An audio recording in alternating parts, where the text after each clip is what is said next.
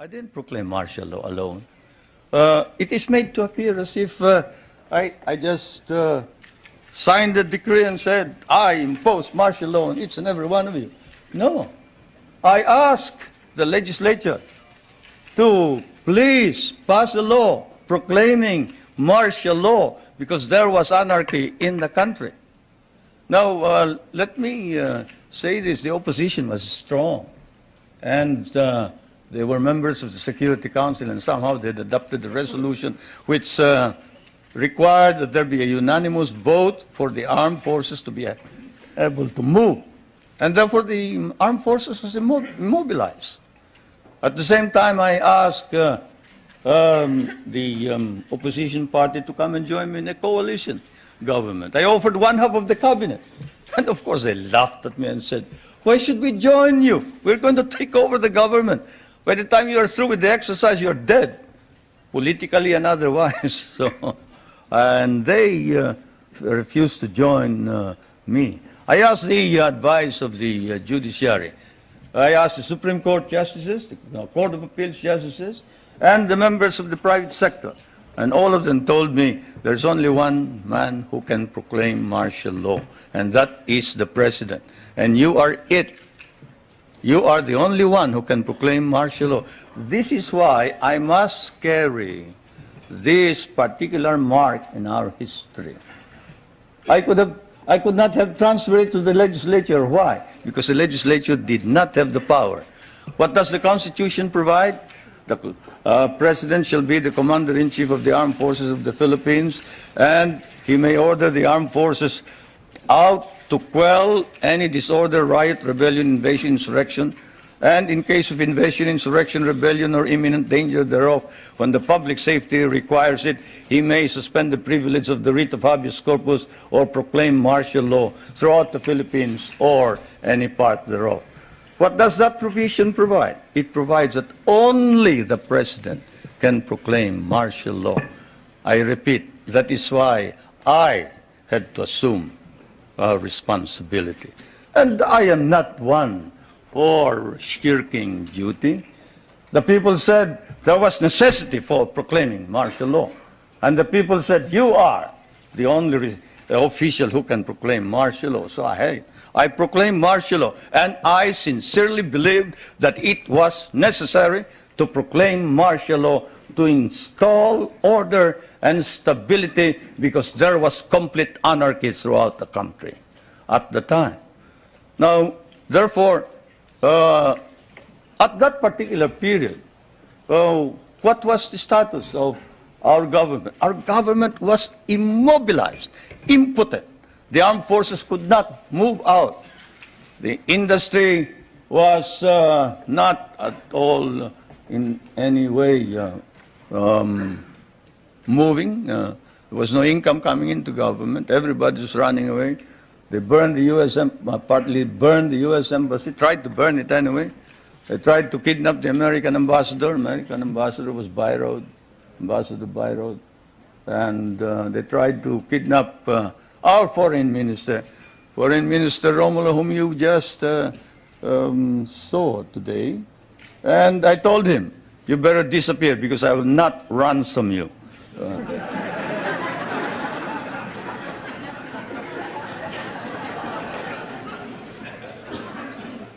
But whatever it is, they burned the Manila International Airport, they bombed the Supreme Court, they bombed the Constitutional Convention, they bombed the City Hall, they burned part of Malacanang Palace, they attempted to kidnap my children, they attempted to kill the President 8 times. There was, of course, an attempted assassination against the First Lady. You all know about that. And this required that I immediately act on it, and so I did. Now, we established land reform. We were fighting a group known as the Hukbalahap, Hukbong Nagpapalaya ng Bayan. It was socialist inclined. It was leftist. But they were friends of mine because we had fought in the Second World War together. And so I approached them and I said, look, I'm going to establish land reform. If you're fighting for land reform, against the feudalistic agrarian system, then you must join me. And they did. I want to introduce to you the leader of that rebellion, who is now present and is a part of the government, Mr. Luis Taruk.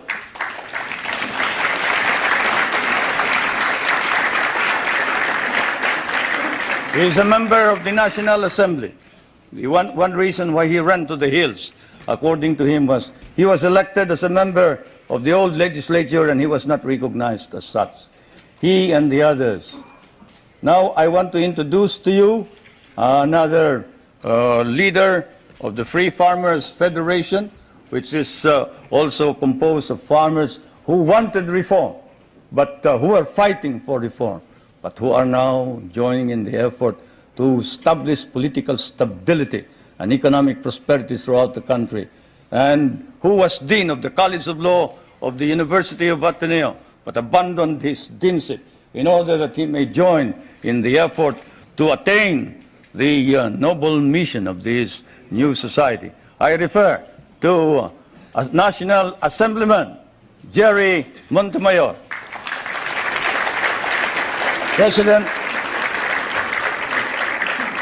President of the Federation of Free Farmers of the Philippines.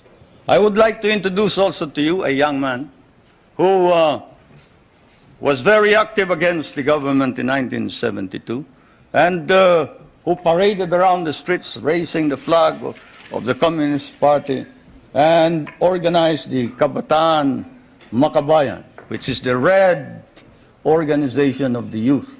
And this man is Nilo Tayag. Is he here? Anyway, he is somewhere around here. But they have all joined, all these activists, to prove to you that all these stories about our being oppressive against our enemies and our friends, they've all joined the government to help reform and drive out all the corrupt people in the government. We have an ombudsman. We are the only country with an ombudsman. You know what an ombudsman is. He's the officer who watches over the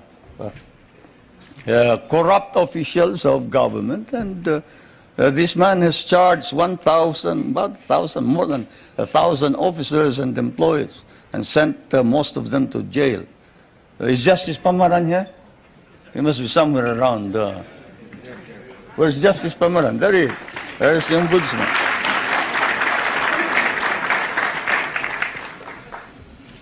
And we have not deprived anybody of private property. On the contrary, while we are a free enterprise society, we have an egalitarian base.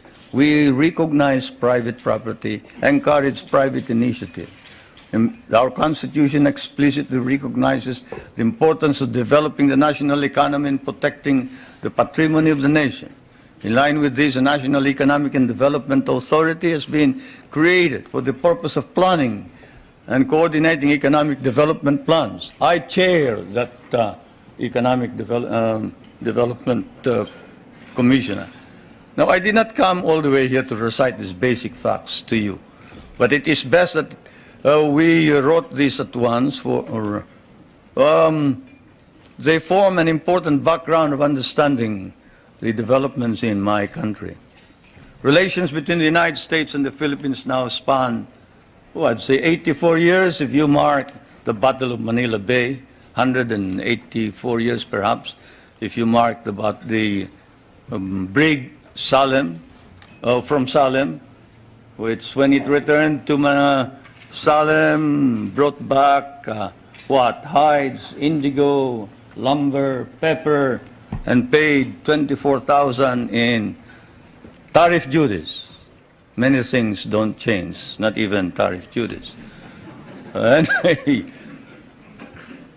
the trade between our countries is covered by a trade agreement. The military and security matters are covered by 3 agreements. Those agreements are, and I will now ask our friends in my staff to distribute these agreements to you, or as many as can receive them. These agreements are the Mutual Defense Pact, the military assistance agreement and the military facilities agreement, which is due for review this coming year.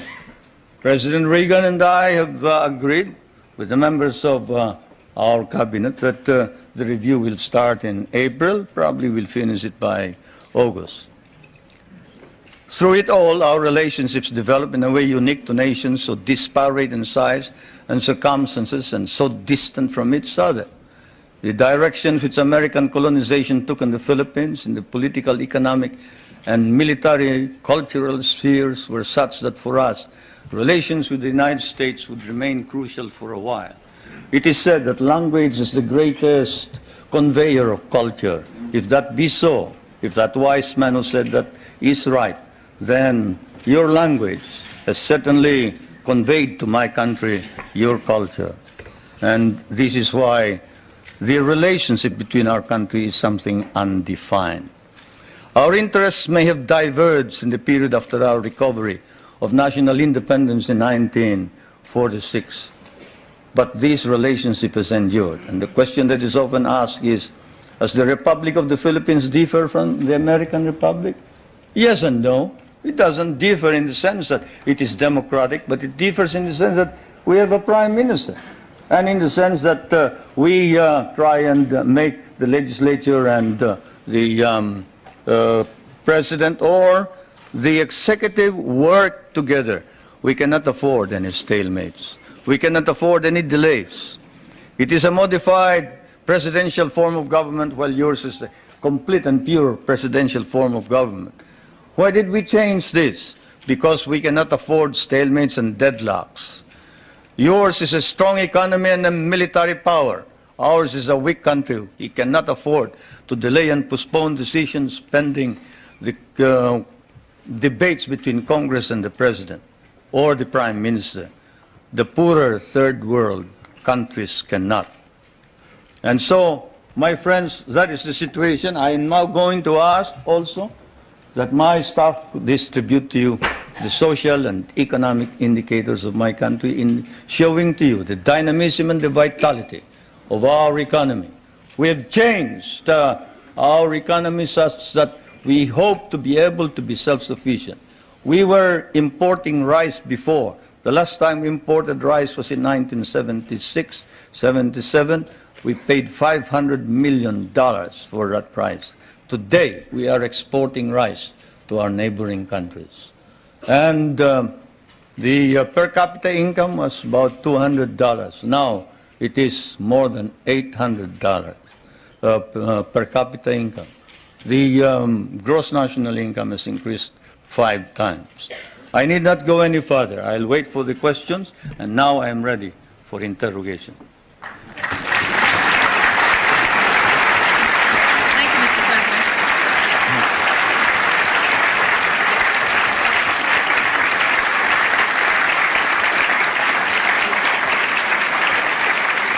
Thank you, Mr. President. Please give us details on your meeting with President Reagan. Did you seek any firm commitments? Did you get them? Well, a firm commitment as to when we are going to review the basis, yes. A firm commitment that a mechanism be set for the study of our economic problems, yes. Because, as you know, the reason we have a deficit in our balance of payments is the commodity prices went down because of your domestic deflationary policies, your interest rates. But all of this can be worked out, and so it has been agreed. Secretary Reagan of the Treasury is going to meet with our foreign minister, who is also prime minister, regularly. The next meeting is next November, I think. So we have worked that out. The national security matters will be worked out by the defense minister. The 2 defense ministers are also meeting in November. Those are the specific ones. We have also entered into a tax agreement and air agreement. This afternoon, tomorrow, there will be some kind of agricultural agreement. As you know, we have one of the most modern and biggest concentration of agricultural and natural scientists in Asia. This is in Los Baños, the University of the Philippines. And we have biogenetics, we have plant engineering, we have, name it. You remember that the International Rice and Research Institute is based there, and that it was the one that produced the new type of rice which produced the rice green revolution. And we help your scientists produce the corn that can fight mildew. When your scientists could not produce it, we did. That center is going to be developed. We are also hoping to be able to exchange technology on non-conventional energy and other matters. It has been reported that your government will seek $2 billion in rent from the U.S. for the Philippine bases. Is this an accurate report? No, it is not. We have never talked about figures. Louder and clearer. We can understand the question. The question was, is it correct that we have demanded $2 billion in the rent? The answer is no. We haven't quoted any figure. What we have asked is this. We want a study. What is it that is necessary in order that we can perform our job? You and I know that if the Philippines is attacked, the United States is not necessarily bound to immediately react, because the provision of the Mutual Defense Pact is that you will immediately take steps as is necessary to meet the contingency in accordance with your constitutional processes. What does that mean? That means that you go to the Senate and the House of Representatives. What does that mean? That means delay while we are dying there.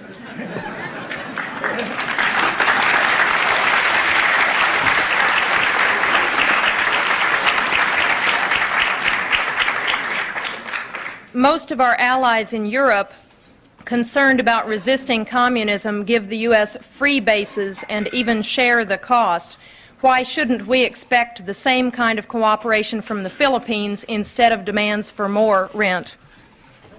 Well, for one thing, you haven't exactly paid for what we lost in the last war. If we must make an accounting, 75% of our cities were devastated in the last war. We lost 1 million men. Shall I quote you the statements of Roosevelt and MacArthur that every Carabao will be paid for? Shall I tell you that the veterans who were inducted into the USAF, the United States Armed Forces of the Philippines, of the Far East, your armed forces, were paid only 1/2 the salary of your soldiers? Shall I tell you that we almost turned communists because you refused to recognize us? Shall I tell you that I had a difficult time stopping my guerrillas, 25,000 of them from joining the communists, because precisely you sort of forgot that we had done the fighting for you, you know, and we were parts of your armed forces. But in fairness to the American Congress, when we came here and we called attention to the fact that we had been abandoned and forgotten, they themselves, in outrage, immediately passed a law recognizing the services of the Filipino and reinstating them as parts of the United States Armed Forces in the Far East, including back pay and benefits. That, Madam President, is the answer, in addition to the fact that those people that you are talking about have been making money at the expense of the United States for quite a long time, while we have not.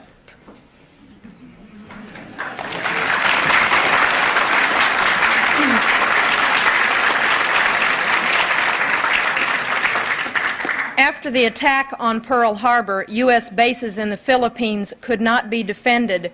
Why should we expect that in another war these bases would be more reliable?